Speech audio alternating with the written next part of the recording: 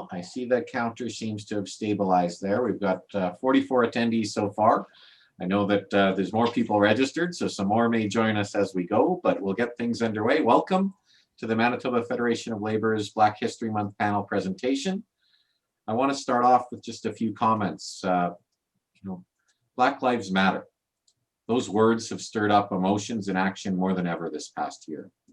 Black people have and continue to face racism on a regular basis in today's society, in the workplace, and in our social justice movements like labor.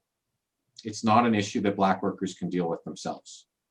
It's dependent on all of us to take racism seriously, call it out, and ensure we create a culture of encouraging, empowering, and growing an inclusive environment. Manitoba's labor movement is working at doing better. We need to. We continue to learn from our past. And tonight's panel includes a number of folks who are helping us do just that through storytelling about our history, through books they've written and a television series they're working on. So our panel tonight has a number of guests who are going to speak to the presentation and development on the upcoming shooting of The Porter, a new television production whose story is based on the experience of Black communities in Canada and the enormous impact on the Canadian labor and the civil rights movement in North America. I should start first with a territorial acknowledgement. We're located here on the original lands of the Anishinaabe, Cree, Oji-Cree, Dakota, and Dene people, and on the homeland of the Métis Nation in the heart of Turtle Island. And we ask you all to join us in committing to respect the treaties that were made on these territories, acknowledge the harms and mistakes of the past, and dedicate ourselves to move forward in partnership with Indigenous communities in a spirit of reconciliation and collaboration. So tonight, well, The Porter is a joint CBC and Black Entertainment Television collaboration, and it's scheduled to be shot this fall here in Winnipeg. The location choice is no accident, as Winnipeg was one of the first Canadian cities to have a Black Railway Workers Union in 1917, the Order of Sleeping Car Porters. In 1919, the Order of Sleeping Car Porters joined with 30,000 other workers in the Winnipeg General Strike and later merged with the Brotherhood of Sleeping Car Porters. The show itself is set in post-World War I Montreal, and although it's a dramatization, it's set against the development and timeline of the rise of the Brotherhood of Black Sleep Car Porters Union, a union that would go on to help drive the civil rights movement in North America. We're super excited to see this project come to life, as it brings into focus the intersection of Black workers' contribution to Canada's cultural and labor history, Canada's own systemic racism, and where we're headed with the skills and passions of activists, artists, and storytellers like those who are joining us today.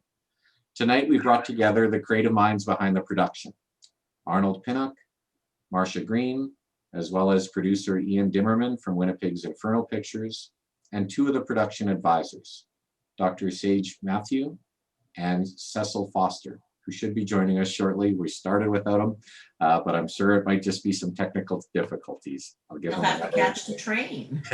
That's right. Both of those authors have their own books on the history of the sleeping car porters and Black resistance to Canada's systemic racism, and we'll encourage you to check out those books.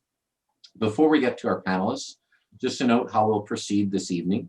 I know many of us have been on different Zoom calls. This one's a Zoom webinar. So you as the attendees will be muted for the presentation. And what we're gonna do is I'm gonna ask a couple of questions and we'll do a go round with our guests as the moderator, but we'll also later on open up the Q&A function. It's at the bottom of your screen, and you can type questions into that, and then I can read those out to folks, and that can be an opportunity for them to do as well. So with that, I think we will get things going. So I'm going to start with asking our panelists. Oh, sorry, I lost track of my notes here. I'm going to start with asking our panelists to introduce themselves and tell us about their role in the production and for our authors, their book, and what drew them to this story, to sharing and telling this story. And maybe I'll start with Arnold, if you can lead the way for us. Hi, my name is Arnold Pinnock. I'm a co-creator and co-executive producer of the the Porter, and am proud of it. How I got involved in this project, or how did it come about? It really was my thirst for wanting to know more about Black history, because I went to school in this country and I didn't read about it. I didn't hear about it. A few little Canadian history moments. And I remember there was one time I'm also an actor. I was doing a movie called Must Be Santa. We were traveling across the country promoting it. And we were in New Brunswick, and I decided to go to a museum there. And in the back was this boat. And on the boat were these little figurines. But there were all these white figurines, and then there were like 4 little Black figurines. And I'm like, what? Like, who are these people? Where did they come from? So I remember I ran to the front and I talked to the guy at the front. I was like, can you tell me where these Black people came from? Because on this boat, he's like, listen, dude, this is just my part-time job, man. I don't know, man. So the next day, we flew off to Halifax, and I was in some of the schools. And I'll never forget this. After we promoted the show, I asked the school kids, I think they must have been like, I don't know, maybe 13. And I said, can you guys tell me, I saw this, I was at this museum, I saw these little Black figurines. Where are these people from, And this little red-headed freckled girl stood up and told me more about Black Canadian history than I knew my entire life. And after that, I said, that's it, man. I've got to educate myself and learn. And I was not going to find these books or these documentaries or these letters in the school system, in the local bookstores. And it was a passion of mine. So throughout my career, everywhere I went throughout Canada, there was one common denominator that was always popping up. And it was these porters. And in my mind, I always thought like porters was more of just an American thing. I didn't know we had porters here. And then I eventually I got one book at the time, which I think cost me something like $300 from the States. And it was Stanley Grizzle's book, right? My name's not George. That was the first book. It cost me $300 on Amazon, and I devoured it.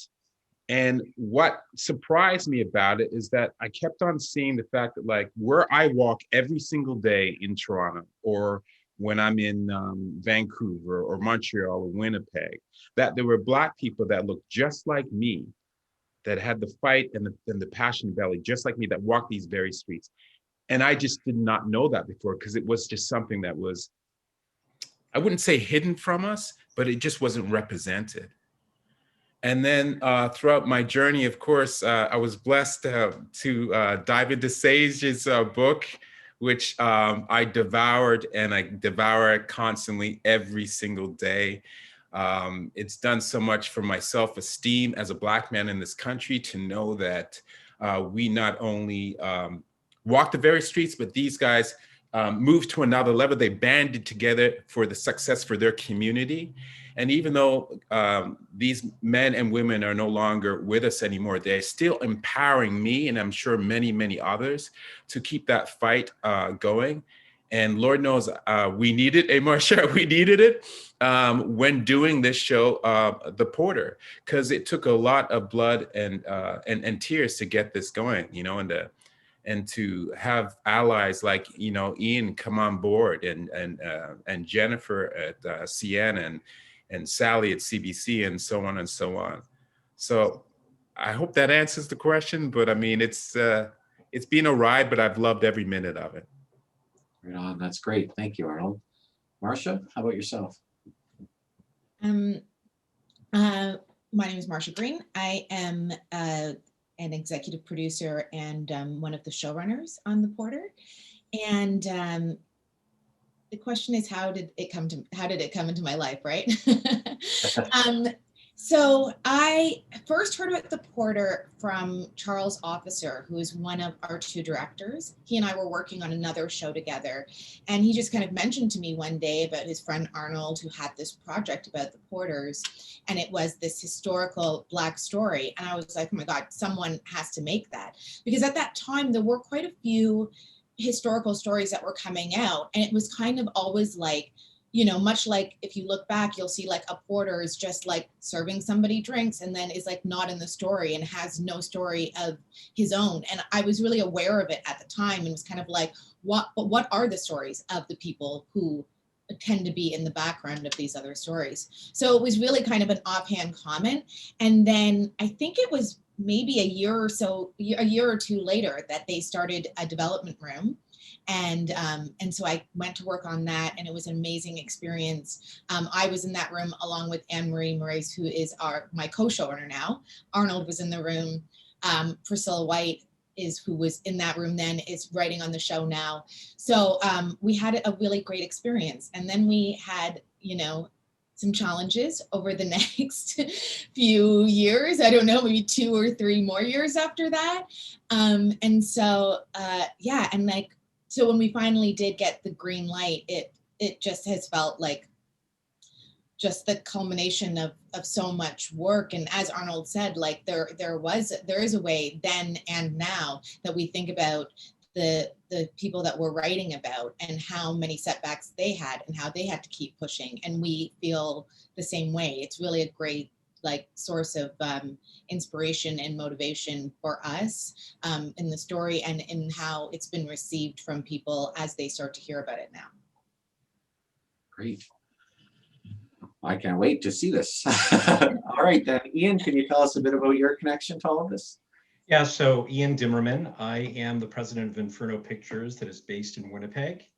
Our company's been developing and producing film and television projects for close to 20 years. And when I hopped on this train and joined this amazingly talented group of people, I can't, like, I still have goosebumps just reading the material and the creative material. I fell in love with this project, and I've read tons of scripts and tons of pitches, and I knew that I wanted to be on this train with these people and make something incredibly special. I've known this other very, very special producer named Jennifer Kawaja, who's with us on this journey, who's an incredibly talented producer.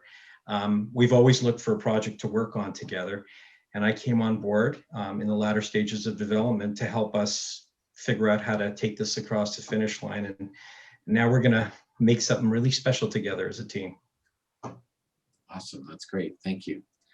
And Dr. Mathieu, you not only are an advisor on this project, but an author of a book on the same subject. Can you tell us a bit about yourself and your connection to this story? Sure. I, like a lot of Black folks in Canada, grew up never thinking, knowing that I belonged and it was my country, but never seeing in the books that I read or the coursework that I did in grade school anything that mirrored that reality. And I remember being in, I think it was about 7th or 8th grade, and being a very compliant, like my grades mattered to me, I'm not gonna lie, right?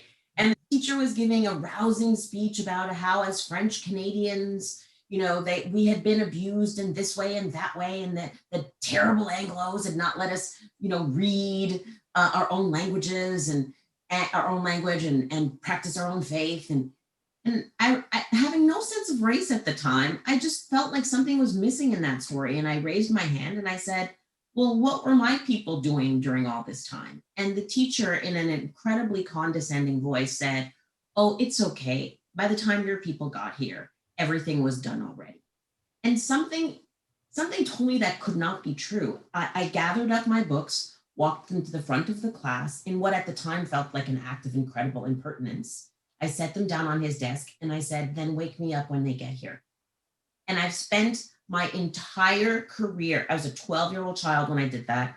I've spent my entire career giving the lie to that point of departure.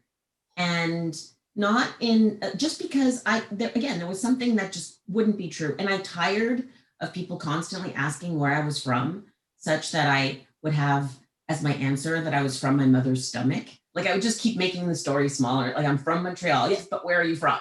Like, all the way down to her uterus. And it would make people uncomfortable when I said uterus. They usually stop. I wanted to deracinate that question. And that for me could only happen by actually staking people to a place. And I was fortunate to trip upon the story of sleeping car porters. I started out looking at African American migrants who were coming to Canada around the turn of the century for the most part.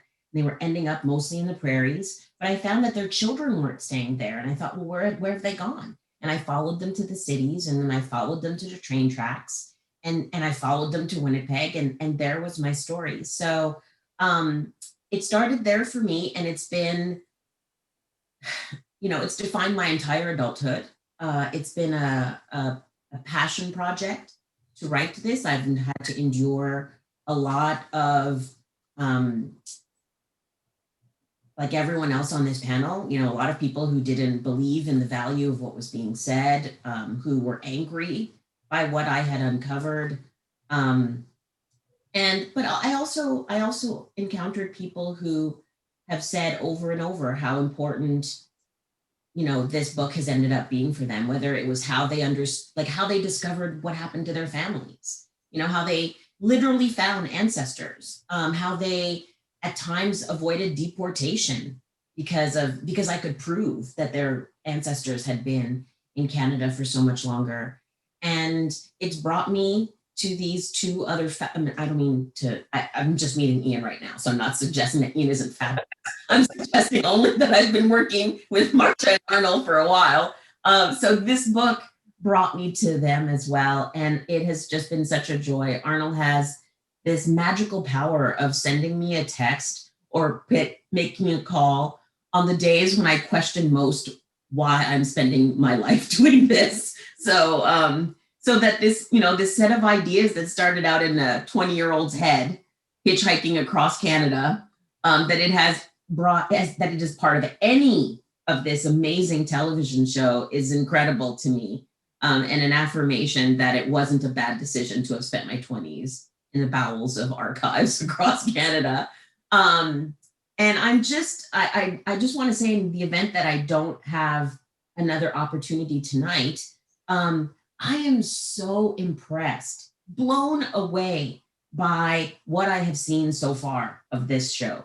The amount of talent, it confirms how urgent it is for us to do these kinds of shows, to have these kinds of stories, to respect the people who try to do this work against tremendous odds, right? And now in a pandemic. The writing is beautiful. The stories are beautiful. The people are ones that you cheer for. And I refuse to not be a part of that. So, so yeah, Canada's in for a real treat. Awesome. Well, thank you. We're thrilled that you're such a leader in this way, and lending all your time and energy and support to it is amazing. Thank you for sharing that and sharing that connection. Great. Well, I'm gonna pose another question to you and do another kind of go around, and maybe I'll start with Arnold again, but I might mix up the next one. Can you spend a bit of time talking about some of the barriers and injustices you learned during the development of your project that porters experienced in their day-to-day lives, and maybe just building off the last few comments, any that you've experienced as well? Hearing your personal stories is always as much as learning about what you've built in and learned in producing this. Along the way, if you've got some experience that you want to share that you've lived as well, that would be wonderful. I mean, first off, I'd like to say that, we've all run into roadblocks along the way. There's no doubt about it, but I try to use all of those roadblocks. I turn them into fuel. I don't allow them to stop me, to turn me around in any way or form. And Marcia's right, when you do read, thanks to Sage, about the struggles, but also the things that they did that put them on mountaintops in my mind. And it's those things that I'm drawn to, as opposed to the inevitable of someone trying to stop them from wanting to achieve something in their lives. So those, I know I'm not really answering your question, but my point is that the fact that I know that they have achieved these things through those trials and tribulations.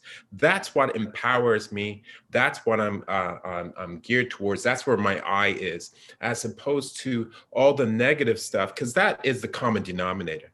That's going to happen no matter what. But they got past that, and you can tell that they accomplished that, or at least help us along the way. Because if you look at every porter, you know, this is the beautiful thing I like. I think of all these porters, all these great grandfathers, and you look at the lineage of these people. They're lawyers, they're doctors, they're politicians, you know, they're writers. And that's when you know it's like, wait a minute, all that sacrifice that they put forth, look what they accomplished. So yes, it is true. I mean, I ran into a lot of roadblocks that even just discussing this story matter. You know, like what Saje was saying, when you're in groups and they want to talk about this, and you're like, well, you know what? I'm learning about these porters and so on. And they're like, you know, whatever. Because for them, it's just, it's not interesting to them. Or someone who's not Black that has, you know, they want to talk about something about their history. And I'm like, I've finally found my history. I want to talk about that. And that's what empowers me. So yeah, there's been a lot of roadblocks along the way. But like I said, for me, I focus on what they achieved as opposed to all of the roadblocks that they ran into, because I'm able to do what we're doing right now because of them. And I'm hoping that myself, Saje, Marcia, Anne Marie, Charles Officer, RT, and the many others, I'm hoping that we can do something. It's a TV series, it's a fictional TV series, but I'm hoping that what we can strive, not our struggles getting this show done, but the fact that we're going to get it done, that will push the next generation of people. You know, we got to move this thing forward, not 2 steps backwards, 2 steps forward. So that's, I know I didn't answer your question exactly the way it is, but that's just the way that I think. I wish I asked a better question that got that answer. That's a great answer. So if I could dovetail here, if you don't mind, because I think that the reality, and this occurred to me the other day, more people will be touched and alighted about their own place in Canada from watching this show than from any book I could have written, or Mr. Foster could have written, or articles. Like, there's a way in which to tell a textured story, we have to tell that story in multiple ways, right? So whether it's on stage, in dance, in music, in a television show, in a book, whatever the case. And so, you know, I think that there are going to be challenges when you're trying to do something well, when you're trying to give something the pride of place that it deserves. And at least for myself, and I think I'm hearing the same from Arnold, that just gives me, that doubles my resolve. You know, I remember many days when I just, you know, I was 25. My friends were all going into New York to party. And I was like, I can't, I have to read the CPR's employment records, you know, the sleeping car rule book, you know, tell me all about how much fun you guys had. But what I had done in my little student office was to put up the photographs of the porters that I had interviewed. Many of them, almost all of them, in fact, had died within about 3 to 5 years of my interviewing them, because they were already in their 80s and 90s. And on the days when I just did not want to write, when I wanted to do anything but sit at a desk for 12 hours, I remembered to whom I was indebted, that these people had entrusted me with their stories. They'd entrusted me with their secrets. You know, many people said, like, I'll answer your questions, but you can never tell, you know, who told you this, or you can never use my name. And I respected that in every instance. I felt a tremendous sense of duty. And so more than focusing on the obstacles, I focus on that. I channel my energy there, that I owe them the praise and the regard and the simple thank you that most of them never got in their lives, ever. And that's usually enough to train my attention back on the task at hand. I'll just jump on to what Saje and Arnold are saying, just because I think what is really important is like that this is actually a very important aspect of the show to us, that of course we want to show what the real challenges were for the porters and what they were up against, but we're really trying to find the balance that we're not just having another story in which you're seeing all of the injustices that, you know, Black people have endured. Because what we want, of course, is the lens of how they triumphed despite all of these things that were happening. So I think in the show, you'll really see a balance of that. And we're not, and you know, what, no spoilers of what you're going to see, but there is, you know, it's inspired by the true history. And of course, we fictionalized some things, particularly in terms of like when they happened, in terms of like time. We've had to shift the timeline a little bit, but I'm really excited actually for people to see some of this history, just simply because we don't know what it is. And we always say this, we kind of make a point of saying this every time we're speaking, that ultimately that the show is about Black ambition. It's about people who have dreams, who are facing the challenges that certainly we face as Black people then and now, but that people face in general. There are other things that are in play in the world in this time. And so I think people, there is a bit, it's like there's the history, but I think there is kind of a touchstone for everybody, just in terms of being young and having dreams and how you push through those obstacles. So I hope people will be able to get to enjoy it on both of those levels. In fact, I would add to that, that first of all, the team has done a heroic effort at being historically accurate without necessarily claiming that everything in this is historically à la minute, right? So as a historian, I take no umbrage at what I've seen so far of the show. What I think will actually happen is that students, I'm so used to talking to students, viewers will say, will sort of jump to their feet and say, what? It's not possible that happened. And the thing is, yeah, it happened. Yeah, it's a thing. That's what's going to come out of this show, is that Canadians are going to find that through the telling of the story of these Black folks, they have discovered the story of themselves, no matter their hue, because it's a story about humanity. It's a story about, family and love and the ways in which we do almost anything to provide for and protect the people at the center of our lives. Is that fair? Totally. And what you say is so universal to all of us. It really is. It really, really is.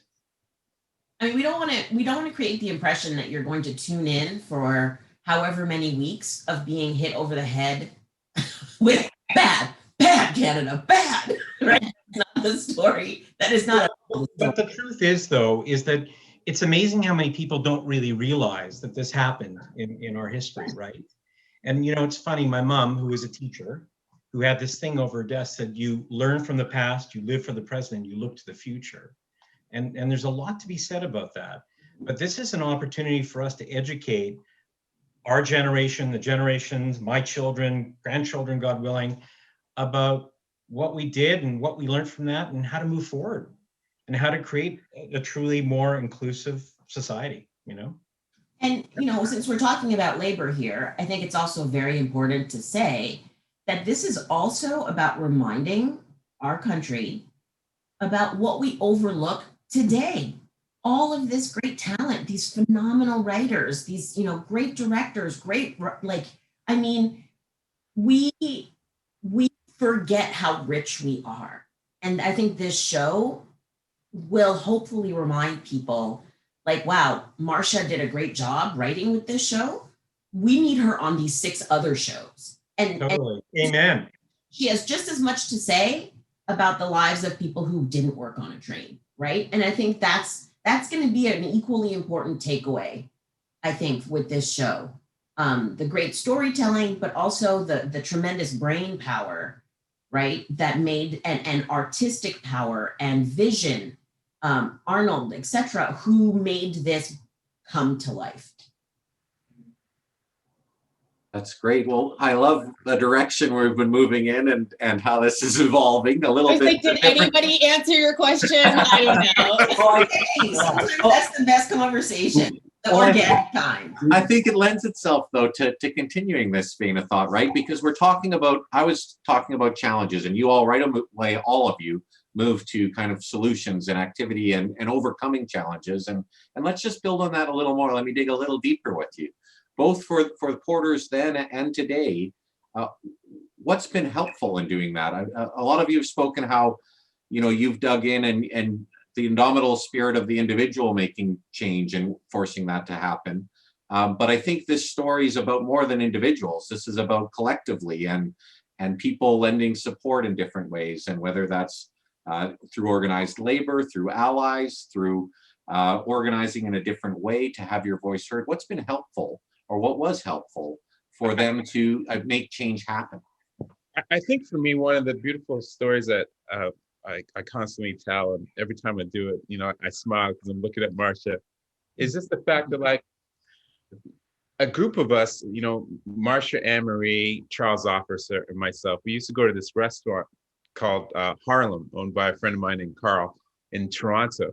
And we'd sit there and eat like fellowship and discuss the porter and, how we were going to tackle this, how we were going to get this done. But we collectively were together. And it's something that we started to realize. And this happened over, not just months, but years. Hey, Marcia, like years we would do this. And we knew, collectively, like, there's something special here. Like, there's something, like, the group of us together, there's something special here that if we mine this, it's not just this show. Like Sage was saying, it's not just this show. Marcia's super, super talented, that's been on all sorts of different shows that have nothing to do with the subject matter of being Black. You know what I mean? But the fact that we came together to work to get the show where we are, and not only that, and then adding our allies, like Jennifer Kawaji, like, I can't tell you how much Sienna Films and Sally and Helen over at CBC and now Ian, collectively, they've come on board as allies, not just because of the story, but because of the talent that is being brought together. And it's unstoppable. Let's just be real. It's unstoppable. Clearly. Yeah, I think that the idea of that you really see in the show is about community and how much strength there is in the community. And in so many ways, it does feel like it mirrors what we see today. It's really the community coming together and shining a light on injustices, pushing for change, and like really kind of advocating for that has made a difference, and I feel like it's starting to make even more of a difference. I mean, and I think there's so many different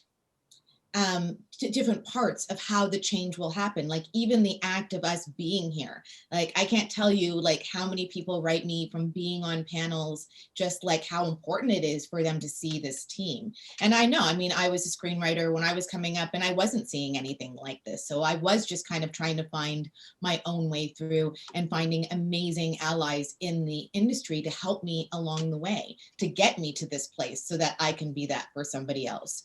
So really, like, there are so many different things that people can do, like having these panels, creating one opportunity, trying to kind of get out. I feel like one of the biggest problems, I was like talking to someone the other day about, like, and it's kind of like the idea of like recruiting and like not knowing, but it's like, to put in the effort, to make it a priority. For every single person who made a change, it was a priority to them.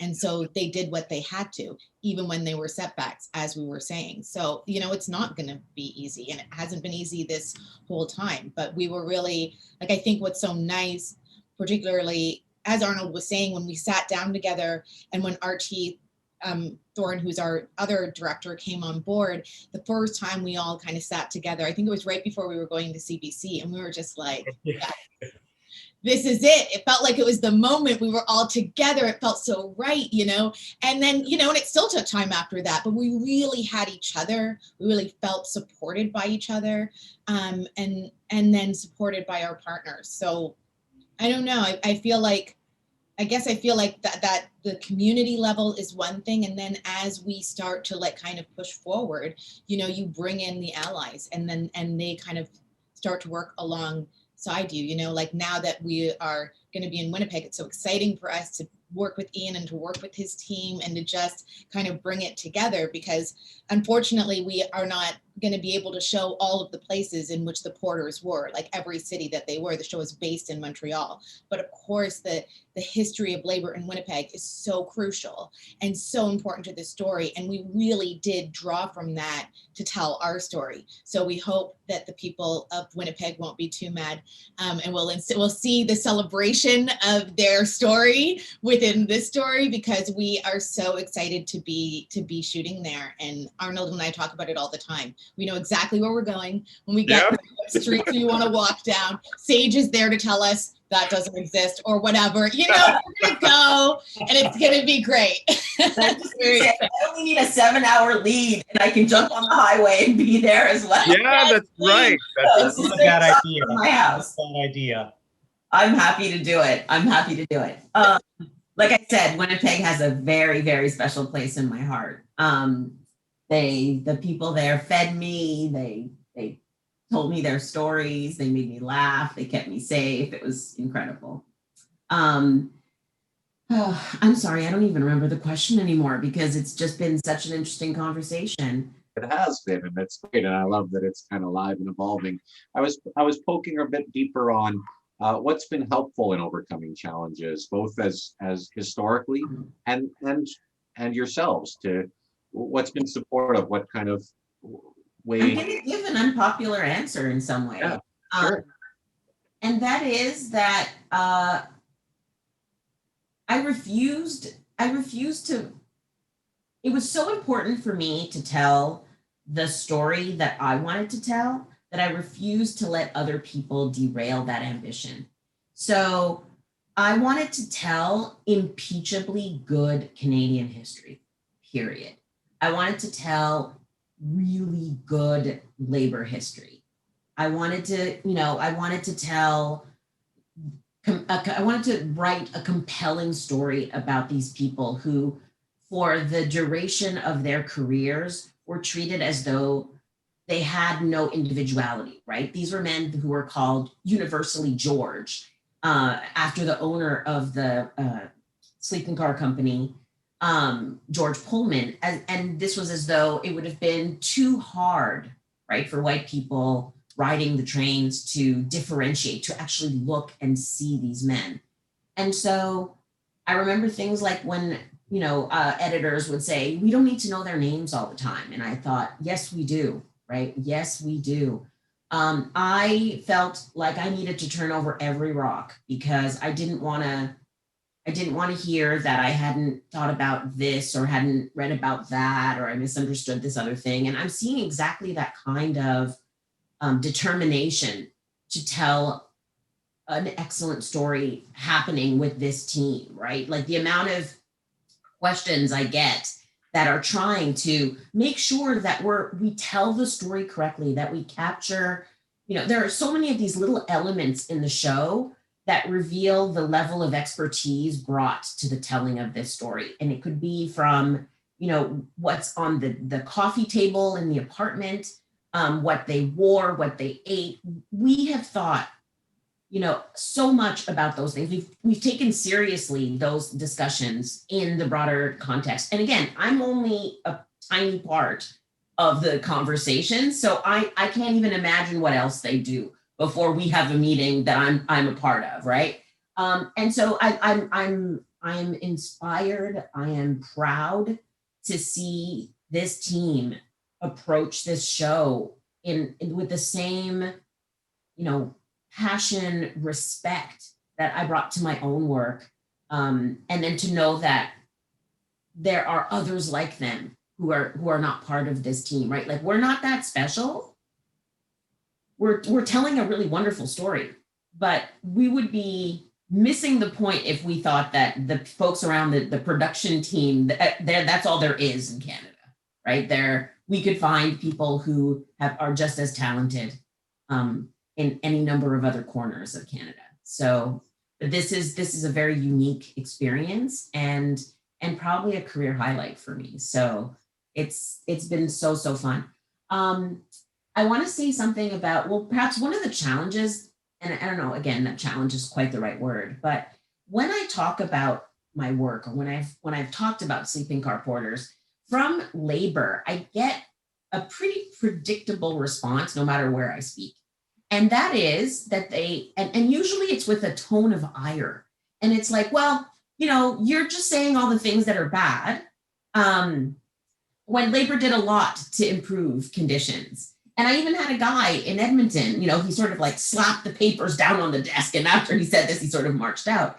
And I said, with all due respect, it's like the person who punched you in the face bringing you a steak afterwards to cool off to keep the swelling down, and then only wanted to talk about how wonderful they are when they brought the steak. Part of the reason that porters fought so hard was precisely because labor was part of the obstacle, right? Labor, whether they were used or not in the process, like they were a contributing factor to the financial insecurity, the wage disparities, the labor conditions, all of that. And I think we tell a better story when we embrace that that's also part of it. Because what we find is that despite those obstacles, Black men who worked the rails never lost their resolve they never lost their resolve that the unions mattered. And so they kept pushing and they kept pushing, no matter the ways in which they were treated with disrespect. So I hope that when we, conversations like this allow us to acknowledge the wonderful work that's been done since, without having to forfeit what came before. I'll just say that I'm a counselor for the Writers Guild of Canada, and I'm also the chair of its diversity committee. So doing this show, and I think I maybe started the show, like worked in the development room and then ran for council. So it actually has been quite eye-opening to understand like how much the union can play in how you are accepted, in part how you were treated on the job. Like there's so many different things about it. And I think the other thing about the show that, say from a labor, like from a union point of view, or when you're hiring or whatever, it's like you want people to be like at a certain level. But we see these ways through the show and other ways in which people haven't had the opportunity to reach that level. So it's like, that, I mean, that's the thing here is like, here's this, 40 years that it took for this to happen. And so it's not going to be instantaneous. And it is going to be, there's going to be this kind of time period in which you're not going to have people who are exactly or specifically qualified, or you have to look outside some of the regular places you look for the people who are qualified for those jobs. Like that's the work that we have to do. And part of it is because of this way in which people have been excluded, and there have been these barriers to them, for them to get that work experience, for them to get those jobs all through this history. So I'm very aware of that myself now, being in, of course, I'm in a position to hire people in some senses, and as well as a counselor in the union, really trying to think about how are the ways that we can bring more people in and start to create this pipeline where they've been excluded. So I think, when I first started talking to people about this show across Canada, a lot of things that I would get back is like, well, Black shows, they don't make any money, especially Canadian Black shows. Who wants to hear a story about Canadian Blacks? And I took that personally. I mean, how could I not? And like what Saje is saying, it empowered me. But definitely that first blow, that first 2x4 to your face, when someone is literally telling you that your history, is not favorable, it's not marketable. And that's a tough thing to hear. But at the same extent, it's marketable to me. It's profitable to me. It makes me feel this way. And then when you get a collective together and we all feel that way, and like what, Marcia's saying is the fact of like, the other thing that you would hear is like, well, we can't get this writer because they're not really qualified, or we can't get this showrunner because, they haven't done a lot of work. And it's like, well, of course, they haven't been able to do these things because they haven't got the opportunity to do these things. And what keeps them down? What is it? And then that's when you think of like, when I was thinking of unions in the sense of like, these men, you know, these porters from the 1920s all the way onward, like what could they have been if the unions had given them opportunities to move up in the company? What would their daughters and their sons have become in those time periods if the unions had brought them into the fold so that they could fight for equality together? I would take it one step further and say, how much better off would even white Canadians be if they hadn't spent so much time keeping these men, you know, like keeping their palm on their foreheads? Because once the porters joined the union, they were on committees. They were, you know, they were so used to fighting for everything that they were not afraid to sit across, you know, the company heads and have these, taking them in front of boards and so on, like using the levers that were there. So, you know, we've lost as a whole because of the ways in which we've clung to these barriers, right? So yeah, we tell a better story about everyone when we decide not to look. And here's a perfect example for me. I remember when I think it was How Stella Got Her Groove Back, or one of these movies that everyone was shocked that like it was a Black movie that was a success, right, in the early 90s. And I remember being stopped on the street in Ottawa and a reporter said, you know, well, how do you feel about that? Like, who would have thunk it? All these white people are going to see this movie and are loving it.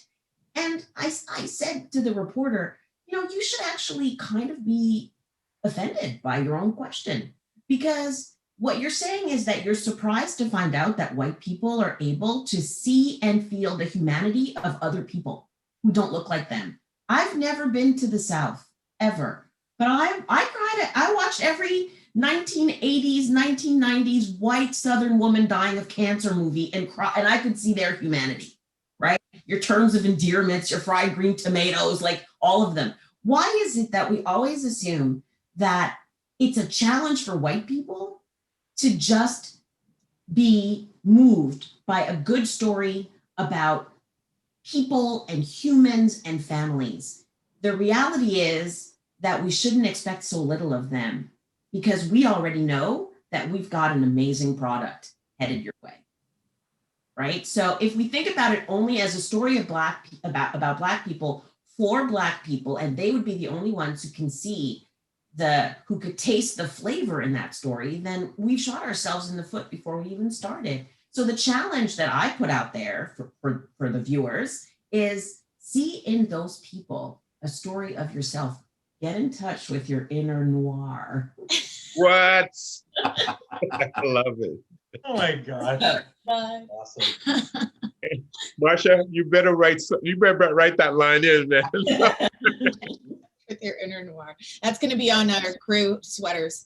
That's going to be our crew gift. Everybody's going to get a mug that says "Get in touch." And I've never been a sleeping reporter. I could feel their pain. I could relate to the stories they're telling, right? I've never lived in 1910, but I could relate to their story. So is it really such a challenge? Let's reject the idea that it is. Someone just wrote, I could listen to Sage all day long, and I just have to say, I agree. I mean, 100%. Yeah, Me too. totally. Our Sage's daughter is probably like, can I get a minute? Because it's just like, I'm just like, can you help me? I have this question. It's been so incredible. And as much as she knows, and this book is like right here, it like never, I don't know if you can see that. Sage's Oh book. my. And then yeah, and I have to, and beyond that, her life is just insane and crazy, and we're just obsessed with her. I wanted to say also just about the way something that's changed just in the time that I've been a writer that I've noticed. When I was first getting into screenwriting and I would read scripts, often people of color would write scripts with white leads, because they believed that the only way to get a television show, to get their story made or told or to get hired, was that, so they would do what they saw. They would have like, so I would read a story by like, you know, a Trinidadian guy, and it's like the, you know, the guy who works in the office. And I was like, well, why isn't he the lead of the show? Like, this is the experience that you can speak to to have your voice in the story. It's not like you can't write for other people. Of course, you know, we spend our lives kind of surrounded being in these other spaces. Anyways, and so I found that's changed a lot. And a big part of why that's changed are the amount of things that have come out where people are saying, we want your stories. The programs and the call for different kinds of stories is really important, because I think what people like, the message you get for so much of your life is actually like, you're different and we don't want your thing. Like, your thing is just for you, and then there's something else for the world. So it's incredibly important, like, as we think about how are we going to change, like, certainly this industry, is to say, we want you.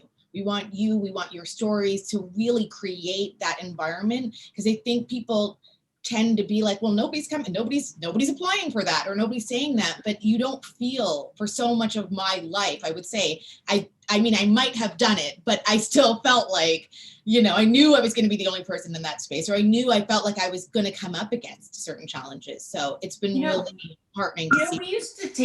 We used to assume, like, we just adopted as an article of faith that stories, especially children's stories with a female lead, never sold. Boys simply would not go see those movies. And we know that that's just not true, right? We just said it as though it was a fact, and then we didn't test it. And once we did, Hunger Games is just one example. Any of the Disney movies. I mean, like, we know that not only do we have a really sophisticated audience, and we should respect that, but we also know that these purported articles of faith are not so true after all. So we got a question about what time period the show covers. It starts in the 19-teens, like late teens after World War I, and it moves forward from there. But we also get a sense of what these characters' lives were before we encountered them. So, but our point of departure, if it's correct, is right after World War I. Yeah. Yes. Yeah. So yes, it's kind of cool sitting back, huh? It's kind of cool sitting back. It's like, it's so nice. Yes, So we'll see when we make many, many, many seasons. Where we'll end up, right up to the present. I don't know. Yeah. It'll playing you, Marcia. Who's playing you? It'll go as long as you're with us for the ride. Yes. So, because it's not for want of many, many stories to tell. Mm-hmm. I will say this though, one thing about the show when we have our many allies that come on board is the excitement. Like, every time we tell a little bit of the show, you always get an OMG, always an OMG. I can't believe this happened. And then the excitement. I want to be a part of this. I want to be a part of this. And you know, it's about the story. And maybe somewhere down the line, as an immigrant to this country, they feel a connection to the story. And I just, like, Marcia, it's so true, isn't it? Like, every single time we tell this story, and Ian, maybe, you know, you can tell us yours, why people want to get involved in this project. It's very magnetic, and that's when we really know, like, we do have something really special. You know, the proof that this is also a great story is that if you were to say, I'm going to write a show about labor unions in the 1920s, and people who work on a train, and if you described it like that, people might say, well, I think I have something to do on Saturday. But the fact that we are actually telling a hardcore labor story, a hardcore story about working class people, that we're telling the story about immigrants and Canadians who, got up time after time after time and fought to keep their families whole, to keep themselves whole. And the response from people is, that sounds amazing. Then there's your proof, right? That I'm finding more than ever in my life an almost insatiable hunger for precisely these kinds of stories. I cannot believe how many people are working on topics, how many young scholars contact me and, they ask, like, how do I get published? How do I get this? Could you read this? Could you be my mentor? And I love that we're at this place right now. We've got such a good head of steam. We should continue it. And Marcia is saying she's seeing the same in her sector. That's a win. That is a tremendous win. And I will tell you this, that this group of talented people that have come together with their passion and determination and the support of CBC and BET Plus and Manitoba Film and Music and the Bell Fund, they are inspiring a group of people that never thought that they would have the opportunities that exist today. And for that, I'm grateful. You know, I really, truly am. And let's be clear that if we have an Arnold, if we have a Marcia, if we have an Anne Marie, even myself, like that required a level of boldness and self-confidence and grit that sometimes, at least for myself, felt like you're shouting in the wind. You know, we're not here by accident. We're here because we also forfeited other things in our lives to be here. I remember because, you know, I was supposed to be an attorney. My whole life was scheduled as a French Canadian. I could do it in both languages. Wow, you know.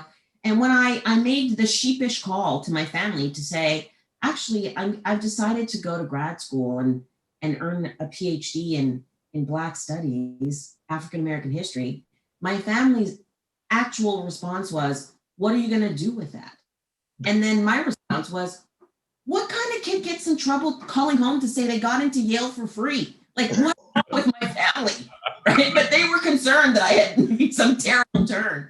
And so very conversation right now is like a nod if I look back at 20-year-old me making that phone call and saying, you know, it'll be okay. And I suspect that we've never had the privilege yet, from my standpoint, of sitting at a table together and feeling kind of jealous from what I'm hearing about you two.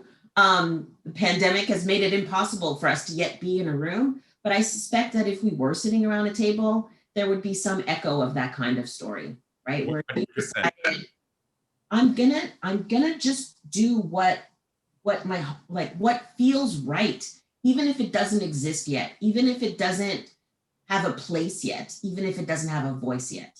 And that's huge. And I think this show will touch people all over the country, all over North America, who may be feeling that there's no echo for their voice yet. And it's up to them to invent what comes next. 100%, 100%. Like, you know, with Anne Marie and Marcia and Charles and RT and Jennifer, like, it was great to be able to lean a little bit because you've been holding this burden for like 11 years of my life. And when they came on board, I mean, it touches me deeply. Like, it was almost like they held me up and like, you know, we got you, brother. Like, we got you. And they took it on, and I can't tell you, like, that resonates with me very deeply. And that's what our porters did. That's what the characters in our show are doing. And then that's what we're doing for each other. And that's a beautiful thing. Amen to that. I see that people might have comments or questions. I'm not sure. Yeah, we're certainly open to that. We chat all night, but I think maybe some of the folks might. We welcome questions or comments. You can click the function at the bottom and we'll see those pop up, and we're happy to address that. I have to say, this has been the most interesting, I feel like the most useless facilitator and the most privileged position to be a part of this energy and engagement that's just contagious and wonderful and awesome. So I'm loving what you're saying, and it's gone in a few different directions, but they're all good ones, including, and I want to highlight this, that, I mean, you've raised some good points there that, you know, the labor movement itself had and has systemic discrimination in it today. And, you know, the folks tuning in tonight or, you know, part of what they're tuning in to say is, what can we do to make that better? And is there some advice or words of wisdom you have on things we can do as a movement, as both as individuals, and a lot of what you've said is very inspiring on an individual basis too. but institutionally as well. There's a lot of work to be done in workplaces where we have workers and in our own institutions. So maybe while people are thinking about a question to ask, I'll just pose to you. You've got a bunch of folks who are labor leaders and activists and people who have positions of power and privilege in a union structure. What would you say to them that they could do different or better to help others? If I could, I would say Please. everything that will make your relationships stronger, your workplace stronger. Listen, listen, listen without a knee-jerk reaction. Because sometimes it seems like the story that you hear about what other people endure can't be true, right? Sometimes it feels like they're angry in a way that you can't understand. And so sometimes it feels like they're overreacting. And even if they are overreacting, like that's part of their experience, right? So I think that there's a lot of healing and a lot of clarity that comes with actually listening, because it's so much more comfortable to think that everything is fine, right? And so again, like I tell my students all the time, like the advice I give you for your assignments, it works in your personal life too. If you'd like to win an argument with your future spouse, learn to craft a compelling thesis. Conjure up evidence in a smart way. So yeah, I think for me, it's really like, it's that simple to start, right? Actually listen. I think that's really good. I think building on that, what I felt, I guess what I think from just speaking from my own industry, and hopefully this resonates with people from, if they're from different industries, but it's like, there is like a real push to have more diversity, which is of course wonderful. But then sometimes on the other side of that, it's like those workplaces are not safe spaces, for lack of a better term. It's like you're putting people in positions around people who don't really know anything.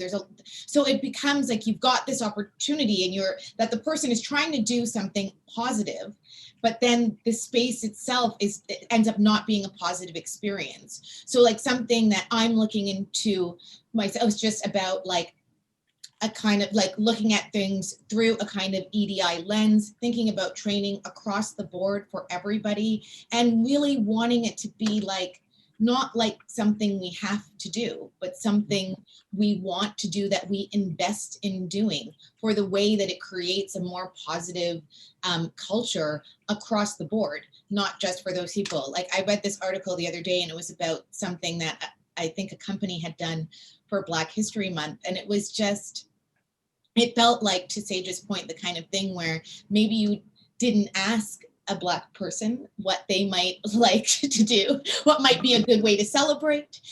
So it was very like, and then the people who worked there, of course, had to endure whatever this thing was. So it's like that. It's like, it's listening, it's consulting experts. Like there really is no shame in being like, in saying, I don't know.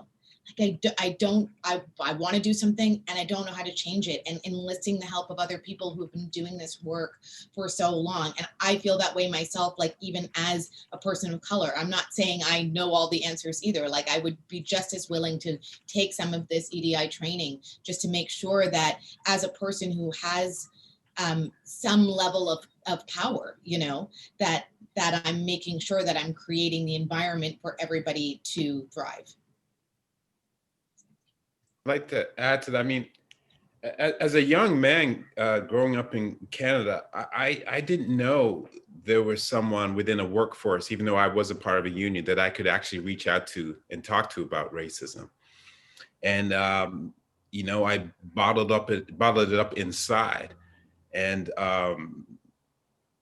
to know that there would be a safe place to me to go to talk about some of the racism that I was dealing with in a workforce would be so motivating for a young man. And I think we've gone in leaps and bounds in the sense of unions that represent all walks of life, all nationalities within Canada. But I still think there's still more for us to do. I mean, definitely in the sense of like what Marcia was saying, it's great that we're there, but we also have a voice as well.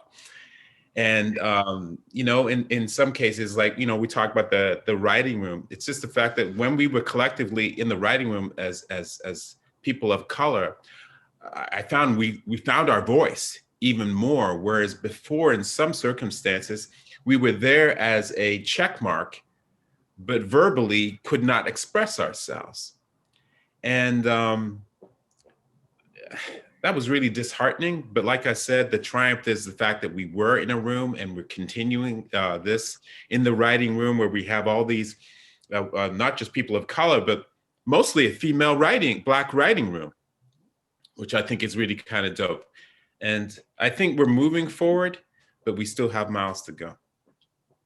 I would also add, I see that we have some other great questions that I want to get to, but I would add that one of the ways in which, as coworkers, we could go a long way is to recognize that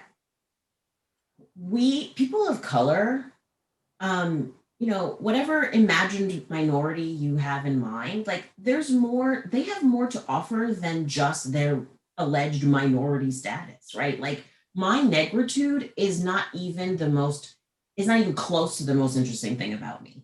Okay. So so often the sort of point from A to B of progress is you didn't exist at all, and now you exist entirely too much. Right? And like incredibly narrow way. And so I used to say, like, gosh, I spent all this time like studying presidential history. I wish they would ask me something about Woodrow Wilson's dog, because I bothered to learn it. Right. Like we have a range of expertises. It's not just the the gaze of the person of color or the LGBTQA person or like we have as much to bring to the table. And maybe the Anti-Racist Act is to view us as not just the person who can,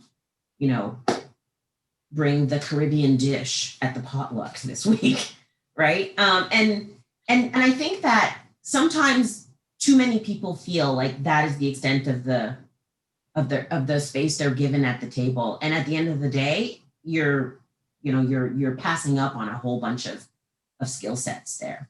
Mm-hmm. So there's a question here about the spiritual anchor for the Black community in Winnipeg. And yes, like Pilgrim Baptist Church, I know there was an article that ran in last weekend in the newspaper because people keep sending me this stuff. And so Pilgrim Baptist Church is not only this incredible, it was like the incubator of radicalism in Winnipeg. And it was the place where porters and their families went to replenish their souls. But it's the oldest Black church in all of Western Canada, west of Toronto. And I tried to have it be, acknowledged as a historical site, but, there was also just so much, there are only so many hours in a day. And I hope that the article that ran will help in that work.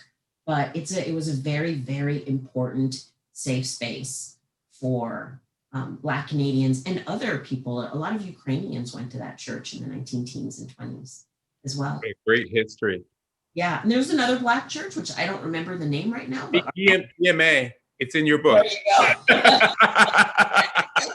go. They weren't that far from each other, a couple of blocks. And also that second church was started entirely by sleeping car porters and union men who had kind of been told to please leave Pilgrim Baptist because they feared the punishment from the railway company. So, a couple of questions in the Q&A, and anyone who's putting them in the chat, if you can put them in the Q&A, they're a bit easier to make sure that we address them and don't get lost in the chat. One is, will this series be, is it one season, or is there the potential for this to be renewed and for the story to carry on, or does it kind of tell? That's a good question. Is how many years are you looking at covering in your season? Well, I mean, we definitely, it's not a limited series from our point of view. We would like to do more seasons of it. I think the minimum amount of seasons that we wanted to do was 3, because we kind of had an idea of how the story might unfold, because it was a story, it was a struggle or a movement that took many years, many years that we really couldn't tell in one season. So so season 1 is 8 episodes. Is that the question? Sorry, I'm waiting. Like, what's the question? So season 1 is 8 episodes, and yes, we hope people will watch and love the show, and then we'll get to make more seasons of it. Awesome. That's great. We have squeezed the juice out of every minute of every episode. You're going to want to go to the bathroom before it starts. Because if you miss a minute, you miss a lot. For sure. That's True. great. Another question, I'm sure probably from one of our actor members is, hi guys, thanks so much for speaking with us. I'm curious how many people you're planning on hiring locally, behind and in front of the camera. Is there a number of BIPOC that you're looking to ensure get employed as well? Absolutely. We're looking at you as we speak, right? Yeah, no, absolutely. In fact, there's somebody from ACTRA Manitoba that is just chatting, talking about workshops that ACTRA Manitoba will be running with Film Training Manitoba to actually reach out to the BIPOC community, because this is something that I'm incredibly passionate about. It's something that I've been advocating. We need to see a lot more diversity in crews, not just in Winnipeg, but across this country, in front and behind the camera. And this is an opportunity for us to actually open the doors and get as many people that are interested in working on this show and in this industry, show them the opportunities that exist. It's not ticking boxes. It's actually a commitment from people like me to actually hold people's hands and guide them on this journey and meaningfully train and develop people that want to have wonderful careers in this industry. That's really, so, in short, the crew is going to be pretty significant in size. And we're obviously going to need as many local actors as we possibly can for the show, because the more we can hire locally, the better it is for us. So if there are people out there watching this and you want to try your chops at acting, let us know. Awesome. Thank you, Ian. Great. Great. Another one's not a question so much, but thanking you so much. This is amazing leaps and bounds, and pushing this forward is very meaningful to them. So they just wanted to say thank you. Thank you. And a number of people in the chat are saying that as well. There's another question, wondering if you're doing anything story-wise to entice the US audience to watch a Canadian story, or is there more reliance on the universality of the story to interest them? I will say that yes, that we in the years of developing this series, we did, it changed. And so sometimes it's like we thought about, like, can we do something about Pullman and something about the CPR or we were trying to do that. But ultimately the story of Porters is quite similar in some ways. And we felt that it was creatively better for us to be rooted in one place in a community, and that just as we watch American stories and see our experience reflected in some ways, we believe that the Americans will feel the same way, and that is what that is the feedback we've gotten from our wonderful partners at BET Plus. Like we did, it's set in Canada, and we don't shy away from that, and they have not asked us to either. They're really on board and invested in the characters. And so I think from our creative standpoint of view, it is a universal story that everybody can connect to, and BET's been really supportive of that. I don't know, Ian, if you guys have any other thoughts or interactions with them about the that? one thing I would say is that, there were quite a few American Blacks that migrated to Montreal. It was Sin City. It was the jazz capital of Canada, and in the sense of there were a lot of Black Americans that were porters living in Saint Antoine in Montreal. Oh yeah, I feel like I thank you, Arnold, for jumping in on the actual story. Yes, yes, it is a bit of an eclectic group. Not everybody, even though it's set in Canada, not everybody is Canadian. As Sage was saying, a lot of people came. People came from the States, people came from the West Indies, and so you'll see that reflected. And the train itself is traveling over the border, and so you're also seeing in some way like kind of that some American elements to the show, even though it is rooted in Canada. So We're hopefully, not telling you anymore. We're not gonna. Well, we're not I gonna was tell you anymore. Yeah, no, I know what we're not. I've already said too much. Yeah, no, it's fine. But I can tell you this. One of the fastest growing areas in African American history is, in fact, looking at the experiences of Black people outside of the United States. Sometimes those people are Americans who've gone to other places, but other times it's a comparative, like trying to understand how lives, again, were similar or dissimilar. And so, so I don't think that Americans we don't have to twist their arms to get them to imagine a story about Black people in Canada. Canada has this very romanticized place in the African American imagination, right? As this, again, not necessarily true, but that's how fantasies work. This, racial utopia, this place where the Black women are absolutely delicious, and I do nothing to derail that myth. And so I think that their interest is already piqued, right? And then lastly, we have forgotten the extent to which, for African Americans, the border was this porous thing, right? That many African Americans lived, say, in Buffalo, and then went to church on Sundays in Canada, and then went back home afterwards at the end of the day, that they had kin on both sides of the border, that when work was unavailable in one country, they just walked across to the next one, right? So we've forgotten the extent to which African Americans had pretty consistent contact with Canada. And so this is another way in which this TV show enriches our own imagination by reminding us that for many people, Montreal was a second home if you lived in Rochester or New York, right? That it's not that much of a stretch. So Americans will learn something too. Awesome. That's great. What else do we have? We have someone just sharing that there are many families still attending Pilgrim Baptiste who are children of porters that settled in Winnipeg. Some of those adult children were porters well up to the 2000s. And I got a question here. I don't know where to go from if your answer is no, but if it's yes, maybe you can speak to it. Has anyone on the panel seen the movie 10,000 Black Men Named George? Oh, yeah. Yes. We have, yes. Shot in Ontario. It was funny when I was there.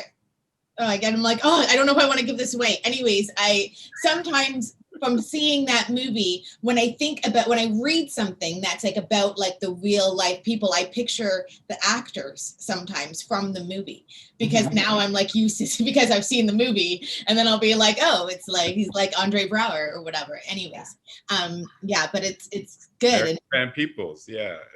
I know. Oh God. Oh, and with respect to, BET, I mean, the fact that they've signed on the dotted line tells us that they're not worried about Americans being interested in the show. And Netflix, Amazon Prime, they have a whole bunch of movies about Black French people, Black Belgian people.